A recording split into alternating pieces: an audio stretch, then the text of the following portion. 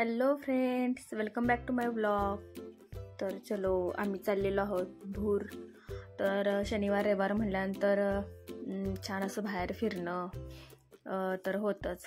तर आम्ही चाललेलो आहोत ज्योतिबाच्या देवदर्शनासाठी. बरेच दिवस जायचंच होतं आणि चैत्र यात्रा झाल्यानंतर आम्ही जातो ज्योतिबाला. तर मुली इकडे झालेल्या एक्सायटेड. त्यानंतर इकडे वातावरण तर एक नंबर असं झालेलं आहे.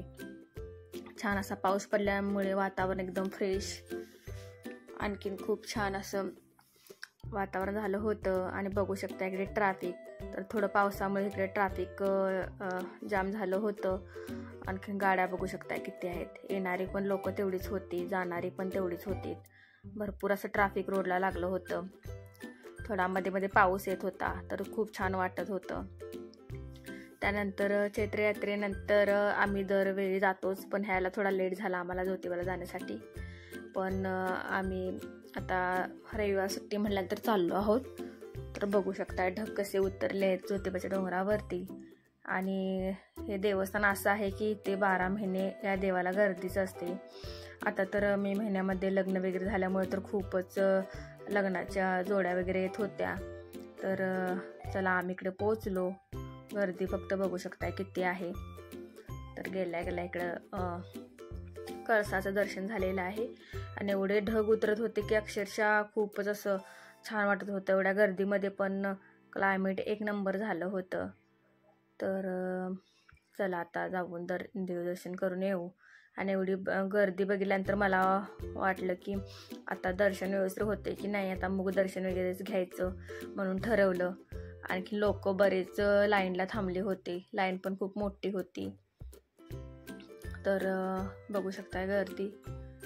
लग्न वगैरे आता मे महिन्यात झाल्यामुळे इकडे नवीन नवरा नवरी, बाकीची लोक जी चैत्र यात्रेला वगैरे ज्यांना याला जमत नाही ती येतात. तर चला आता आम्ही इकडे थांबलो होतो. तर काय करायचं, कुठून दर्शन वगैरे घ्यायचं.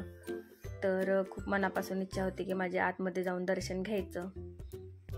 तर असंच काहीतरी एक योगायोग झाला आणि चमत्कारच म्हणता येईल, कारण माझी खूप इच्छा होती. आम्हाला आतमध्ये जायचंच होतं.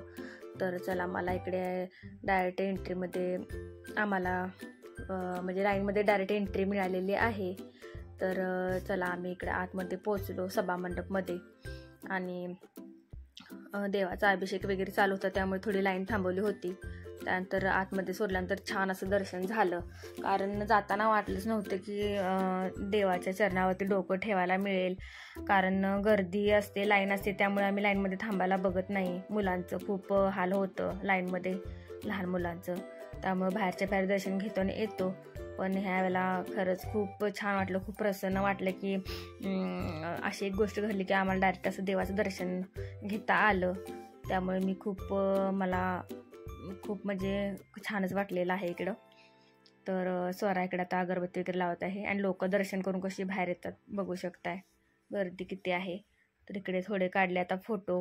पाऊस पडून गेला होता, छान वातावरण झालं होतं. तर चला इकडे आता गाईचं दर्शन घेऊ. आदूला दरवेळेला आले की ती हंबा असं म्हणते त्या गाईला. तर तिला खूप तिच्याजवळ जायचं असतं. त्यामुळे चला इकडे आधीला पण चाललेलं आहे गाईचं दर्शन घ्यायला. आणखीन आम्हीही करून घेतलं आता इकडे दर्शन. तर आता दर्शन करून बाहेर पडलेलो आहोत. थोडा पाऊस थांबलेला आहे. फक्त पाऊस आम्ही जायच्या अगोदर येऊन गेला होता, ढगच उतरत होते. तर नवीन जोड्या पण माझ्या पलीकडे तुम्ही बघू शकताय. बरेच असे नवीन नवरा नवरी इकडे आले होते. तर चला इकडे आता घेतलेलं आहे व्यवस्थित दर्शन. आणि क्लायमेट फक्त बघू शकताय, खूप छान वाटत होतं. म्हणजे उन्हाळ्यामध्ये आलं तर आपल्याला थोडा गरमीचा त्रास होतो, पण पावसाळ्यामध्ये पण खूप छानच वाटत होतं. तर इकडे आता आम्ही ब्रेकफास्ट करायला घेतलेला आहे. इकडे मुलींनी वडा मागवलेला होता. आणखीन आम्ही तिकडे ज्योतिबावरती मंदिराजवळच नाश्ता सेंटरमध्ये डोसा मागवला होता. तर चला नेक्स्ट लोकेशनला आता इकडे जाऊया. ज्योतिबा म्हटल्यानंतर पन्हाळा तर आलंच. तर पन्हाळा म्हणजेच आमचं कोल्हापूरचं मिनी महाबळेश्वर. फक्त तुम्ही इकडलं लोकेशन बघू शकताय. अगदी महाबळेश्वरला आल्यासारखा फील येत होता. खूप एकदम एक्साइटमेंट वाढली होती. ढग अक्षरशः असे उतरत होते आणि गाडीतून पुढचं काही दिसत नव्हतं. तर मुलींचा दंगा चालला होता. अक्षरशः त्या म्हणत होत्या, मम्मा सनरूप आपली कार असते तर आम्ही वरती उभा राहिला असतो, पण ती पण लवकर लवकर नक्कीच आम्ही घेऊ. तर चला, छान असं आता पन्हाळे गडावरती पोचलेलो आहोत. किल्ले पन्हाळगड मी तर बऱ्याच दिवसांनी गेले होते, मला आठवतही नाही केव्हा गेले होते, पण आता देवाला जाण्याच्या निमित्ताने इकडे पन्हाळगडाला पण जायला मिळालं. आणि गर्दी बघू शकता, ट्रॅफिक इतक्या पावसामध्ये. आता इथे हे लोक काय बघायला आलेले आहेत मला हे समजत नव्हतं, कारण अक्षरशः इतका पाऊस होता. तर आम्ही गेलो तर ज्योतिबावरती पाऊस नव्हता, पण इथे खूप पाऊस होता. तर चला म्हटलं पुढे जाऊन बघू तरी काय, आता इतकी लोक आलेत तर ही फक्त लोक आता भिजण्यासाठी आणि इथली छान अशी झुणका भाकर खाण्यासाठी आलेले आहेत.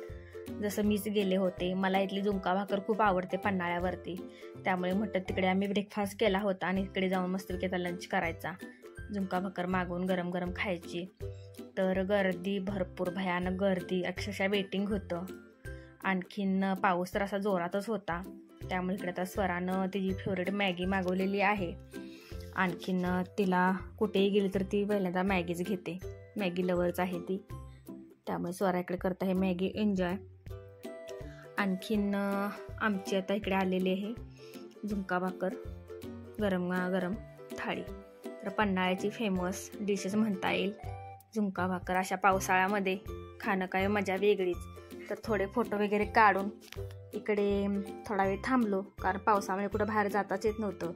तर इकडे गरमागरम अशी मागवली होती कांदे भजी, तीही एन्जॉय केली. आणि मस्त फोटोज काढता आले नाही, कारण भरपूर पाऊस होता. किल्ल्याचे वगैरे पण दरवाजे बंद होते, गेट लावले होते सगळे, त्यामुळे तिथे काही फोटो वगैरे शूट घेता आलं नाही. तर रिटर्न आलो आम्ही इकडे घरी. त्यानंतर असंच हे यश हॉटेल आहे वडंगेमध्ये, पेट्रोल पंपापासून जो रस्ता जातो ना त्या रोडलाच. तर इकडे मस्त आता रविवार म्हटल्यानंतर नॉनव्हेज जेवण तर बनतंच, दर संडेला आम्ही नॉनव्हेज खातोच. तर हे मी ह्या हॉटेलची ॲड इंस्टावरती बघितली होती, तर चला म्हटलं खूपच फेमस आहे हॉटेल, तर जायलाच लागतं, त्याच रोडला होतं.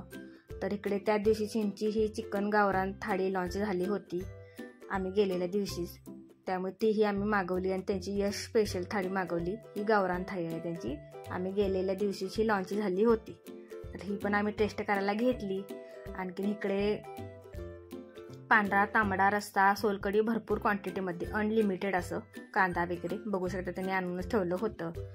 तर ही यश स्पेशल थाळी आणि ही गावरान थाळी. तर चला, पावसात भिजलो होतो पूर्ण, आदू तर पूर्ण थरथरतच होती, तिला खूप थंडी वाजून आली होती, आम्ही पण भिजूनच आलो होतो.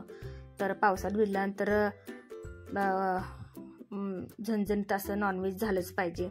तर इकडे पावसामुळे थोडं हॉटेलमध्ये पण पाणी आलं होतं, ते अगदीच या रोडलाच असल्यामुळे खूपच पाऊस होता.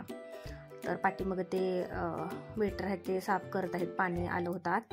त्यानंतर इकडे मी फिश, यश थाळी जी आहे त्याच्यावरती फिश आहे, तर पहिल्यांदा मला मासाच खायचा होता आज, तर मासा पण थाळीबरोबर मिळाला. आणि इकडे चला तर म्हटलं आता जेवण एन्जॉय करा. खूप छान हॉटेल आहे, तुम्ही जरी ज्योतिबाला गेला, पन्हाळ्याला गेला तर येतात वडणगीमध्ये नक्की या हॉटेलला जाऊन या, कारण मीच इंस्टावरती त्यांची ॲड बघितली होती. अगदी वेटिंग वगैरे करावं लागतं, फॅमिली रूम वेगळी आहे मोठी अशी. तर रस्सा पहिल्यांदा मी कुठल्या हॉटेलमध्ये गेलं तर पहिला रस्सा ट्राय करते, रस्सा छान म्हणल्यानंतर तिथलं जेवण छान असं आपण हे करायचं. तर रस्सा एक नंबर असा कोल्हापुरी भाषेत नाद खुळाच होता. तर खूप छान जेवण केलं आम्ही इकडे. आणखीन थंडी म्हणजे रस्सा आल्यानंतर सगळी थंडीच गेली, त्यामुळे चला आता छान असं झालेले आहे one day trip Jyotiba Panhala. देवाचं दर्शन पण खूप छान झालं, खूप छान वाटलं मला. तर कसा वाटला माझा व्लॉग नक्की लाईक करा, कमेंट करा, चॅनेलला सबस्क्राईब करा. Thank you for watching.